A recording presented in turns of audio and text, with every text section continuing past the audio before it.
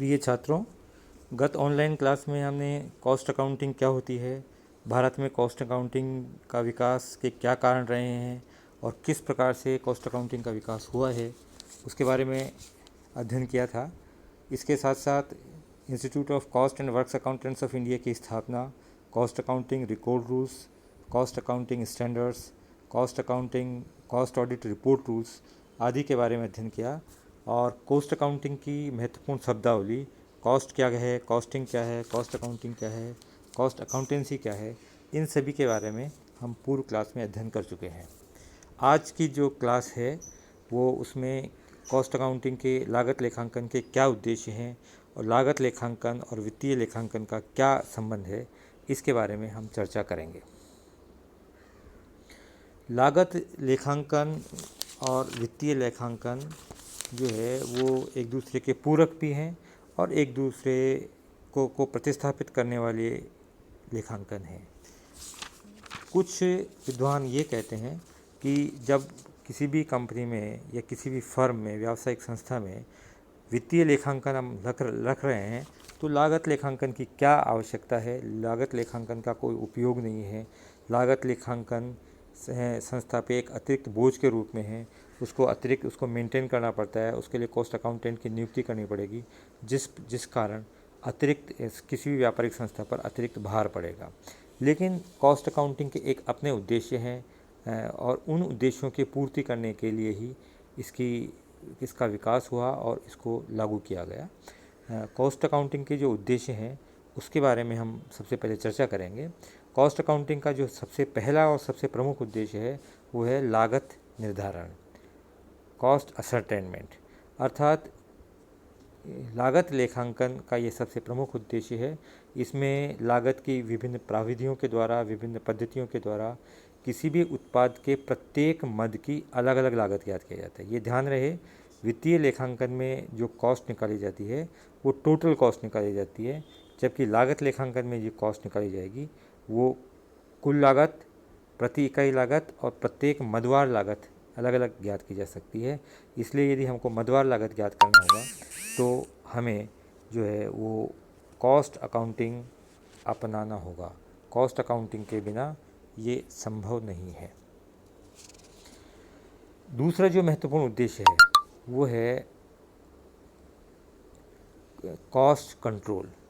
ये सबसे महत्वपूर्ण आवश्यकता है किसी भी व्यापारिक संस्था। जैसे कि अपन ने पूर्व जो है वो लेक्चर में पढ़ा था कि कॉस्ट अकाउंटिंग का विकास द्वितीय विश्व युद्ध के कारण प्रथम विश्व युद्ध के कारण आई हुई विश्वव्यापी मंदी का समाधान निकालने के लिए किया गया था।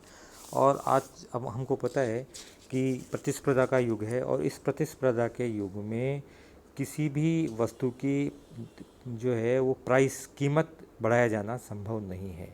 इसलिए जो है वो यदि प्राइस हम नहीं बढ़ाएंगे तो उसके स्थान पर यदि हम लागत में कमी लाई जाए तो ही कोई भी व्यापारिक संस्था आगे बढ़ सकती है और सर्वाइव कर सकती है।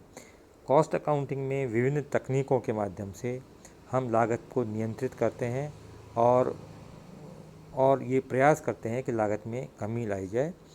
उसमें मुख्य जो तकनीक है वो बजटरी कंट्रोल है, स्टैंडर्ड कॉस्टिंग है, जिसका हम विस्तार से आगे अध्ययन करेंगे। इन तकनीकों के माध्यम से हम किसी भी व्यापारिक संस्था में होने वाले उत्पाद की लागत को नियंत्रित कर सकते हैं। लागत नियंत्रण के साथ साथ दूसरा जो महत्वपूर्ण उद्देश्य है वो है लागत न्यूनीकरण, कॉस्ट रिडक्शन। किसी भी व्यापारिक संस्था का ये उद्देश्य ये है कि लागत में कटौती की जाए, लेकिन इसमें यह भी ध्यान रखा जाता है कि उस वस्तु के किस्म में किसी भी प्रकार की गिरावट नहीं हो। किस्म को बनाए रखते हुए यदि हम लागत में कमी करें तो उसको कॉस्ट रिडक्शन कहेंगे, लागत न्यूनीकरण कहेंगे।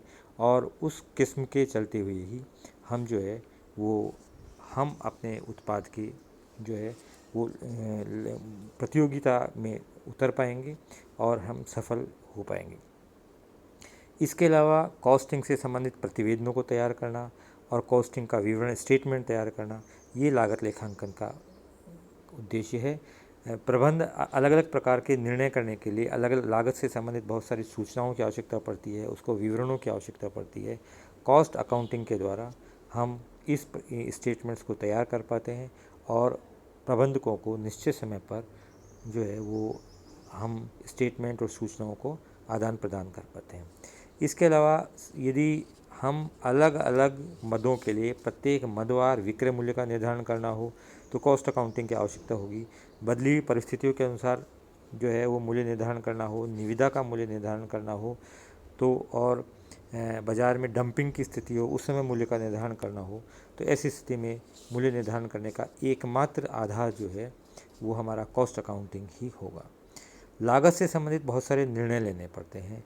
कौन सा माल बाज़ार से खरीदें, कौन सा माल हम स्वयं बनाएं, हानि पर विक्रय करें या उत्पादन को बंद करें, कोई मशीन लगाएं या नहीं लगाएं, श्रमिकों को मजदूरी का भुगतान समय के हिसाब से किया जाए, कार्य से किस हिसाब से किया जाए।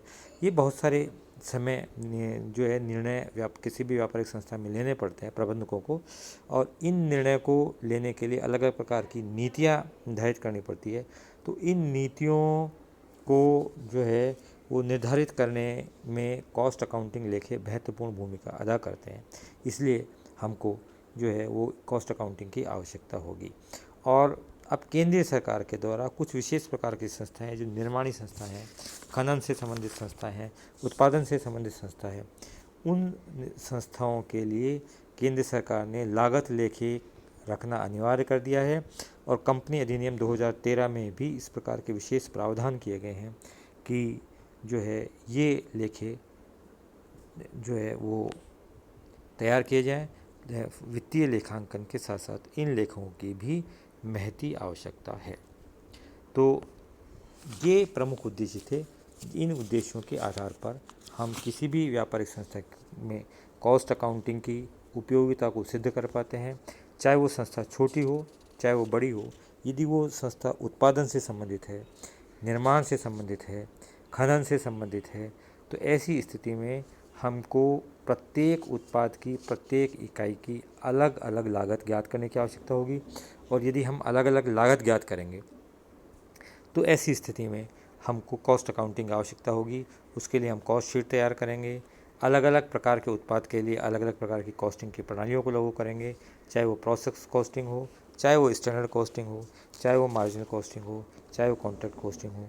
विभिन्न विधियों के आधार पर उसकी लागत ज्ञात की जाएगी और वो लागत ही अलग अलग प्रकार के निर्णयों को लेने के लिए आधार बनेगी। तो ये था हमारा कॉस्ट अकाउंटिंग का उद्देश्य। अब हम अगले जो हमारा लेक्चर होगा उसमें कॉस्ट अकाउंटिंग और वित्तीय लेखांकन फाइनेंशियल अकाउंटिंग के संबंध के बारे में चर्चा करेंगे। धन्यवाद।